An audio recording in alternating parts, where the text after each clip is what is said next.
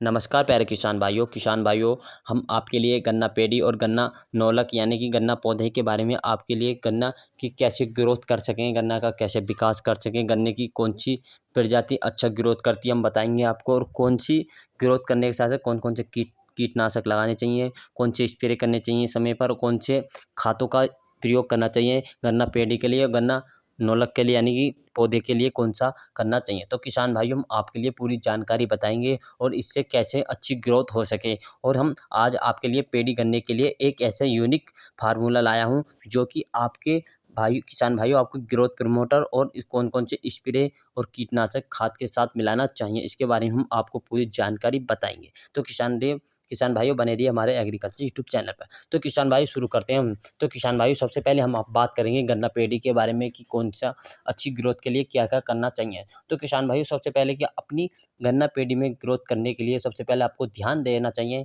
कि उसमें कोई खरपतवार नहीं होने चाहिए। हाँ, किसान भाइयों सबसे पहले आपको अपनी गन्ना पेडी के अंदर ये ध्यान देना है कि आपके खेत के अंदर कोई भी यानी खरपतवार नहीं होने चाहिए। अगर आपके पेडी गन्ना के लिए कौन सी पेडी गन्ना हो या नौलक गन्ना हो यानी पौधा हो, उसमें अगर आप खरपतवार होंगे तो वो अच्छा ग्रोथ नहीं कर पाएगा और अच्छा ग्रोथ नहीं कर पाएगा, ना उसकी विकास होएगा जड़ का और ना ही उसका लंबाई बढ़ेगी। तो किसान खरपतवार ये नष्ट करने हैं। अगर किसान भाइयों जो हम खरपतवार होंगे और जो हम डालेंगे खाद डालेंगे जैसे माइक्रो न्यूट्रन डालेंगे और जो कीटनाशक लगाएंगे, जो फंगिसाइड लगाएंगे, जो हम इसमें टॉनिक लगाएंगे तो वो अच्छा ग्रोथ नहीं कर पाएंगे क्योंकि अच्छा ग्रोथ नहीं कर पाएंगे, अच्छा रिजल्ट नहीं दे पाएंगे क्योंकि खरपतवार ग्रहण कर लेंगे उन्हें। तो खरपतवारों को आपको नष्ट करना है और इसे आपको नष्ट करने के लिए आप कुछ भी काय से भी कर सकते हैं, जैसे फावड़ा, खुरपी यानी जिससे भी आप निकालना चाहते हैं खरपतवार को निकाल सकते हैं। और गन्ने की जड़ों को मुलायम बनाए यानी अगर उसमें अधिक अच्छा रहेगा तो किसान भाइयों अगर आपकी जो खेत में गन्ना पेडी है जो अच्छी ज़मीन मुलायम रहेगी तो उसमें अधिक अच्छे से अधिक टिल्लिंग होएगी और पौधा भी अधिक ऊपर को अधिक चलेगा, उसकी लंबाई भी अधिक बढ़ेगी किसान भाइयों। तो आपको ये अपने खेत के अंदर ज़मीन भुरभुरी बनानी चाहिए जो निराई-गुड़ाई करके आपको करनी है और अधिक यानी किसान भाइयों अधिक पानी नहीं देना है आपको कि पानी भरा नहीं रहना चाहिए लेकिन नमी उसमें बनी रहनी चाहिए। यहाँ किसान भाइयों उसमें पानी नहीं रहना चाहिए ज़्यादा भरा हुआ, उसमें बल्कि नमी बनी रहनी चाहिए। आपको 10 से 11-12 दिन के अंदर आपको पानी लगा देना चाहिए जिसमें अच्छी नमी बनी रहे। ज़्यादा मतलब पानी नहीं भरना चाहिए, नमी भले ही बनी रहनी चाहिए। और किसान भाइयों खाद के साथ-साथ टिल्लिंग और ग्रोथ अच्छी शाइनिंग भी आएगी क्योंकि अगर उसमें अधिक खरपतवार नहीं रहेंगे तो उसमें अच्छी शाइनिंग भी रहेगी खेत के अंदर और खाद जो डालेंगे उसमें टिल्लिंग भी अधिक बनी रहेगी इन खादों के अंदर से। तो किसान भाई सबसे पहले हमें बात करते हैं कि कौन-कौन सी खाद डालनी चाहिए। तो किसान भाइयों आपको सबसे पहले डालना है NPK 12-32-16।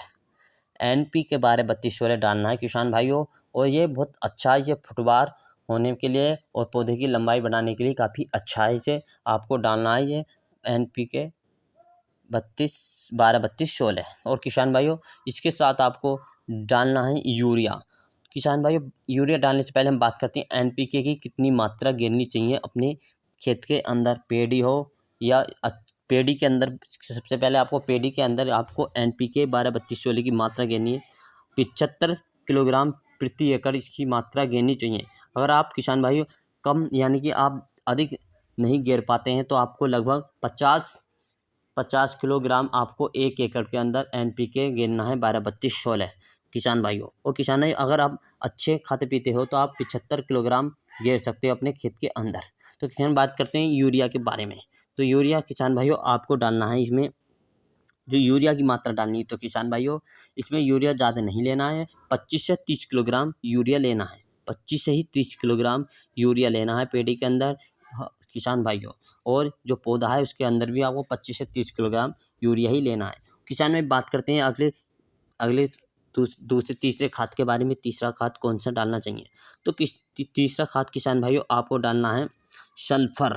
किसान भाई सोच रहे होंगे कि सल्फर तो हमने डाल दिया NPK के संग, तो किसान भाइयों आपको जो सल्फर लाना है ये भी डालना है। किसान भाई सोच रहे होंगे कि NPK हमने 12-32-16 डाल दिया तो यूरिया और सल्फर की क्या ज़रूरत है। तो किसान भाइयों आपको जो NPK और 12-32-16 जो हमने बताया आपको, इसमें जो यूरिया और NPK की मात्रा होती है, जो यूरिया में होती है वो 46% होती है, लेकिन आपको यूरिया 25-30 किलोग्राम गिनना है। जो सल्फर की तो बताएंगे किसान भाइयों, सल्फर जो फंगिसाइड के रूप में कार्य करता है। किसान भाइयों जो सल्फर डालेंगे हम फंगिसाइड के रूप में कार्य करता है, जो मिट्टी को मुलायम और कल्ले यानी टिल्लिंग अधिक निकलती है। जो सल्फर लगाएंगे मिट्टी को मुलायम रखेगा, मुलायम मिट्टी रहेगी तो वो अधिक टिल्लिंग होएगी और अधिक कल्ले निकलेंगे और अधिक मैदा बनेगा और पौधे की लंबाई भी एकदम बढ़ने लगेगी, जो क्योंकि मिट्टी मुलायम रहेगी उसमें से निकलेगा पौधा तो अच्छा विकास कर पाएगा, अच्छा कार्य कर पाता है। तो आपको सल्फर डालना है। तो किसान भाइयों सल्फर की मात्रा जो डालनी है आपको 6 से 7 किलोग्राम सल्फर की मात्रा डालनी है किसान भाइयों, जिससे कि अधिक कल्ले निकलेंगे तेजी के साथ और बढ़वार भी अच्छी रहेगी, जिससे कि अच्छा बढ़वार रहेगी। तो किसानों में बात करते हैं कि कीटनाशक कौन कौन एक कीटनाशक भी डालना है आपको। किस कीटनाशक डालना है आपको 6 से 700 ml कीटनाशक डालना है। आप कौन से भी कीटनाशक ले सकते हैं, तो एक आपको एक कीटनाशक लेना है। किसान भाई बात करते हैं अगर आप इस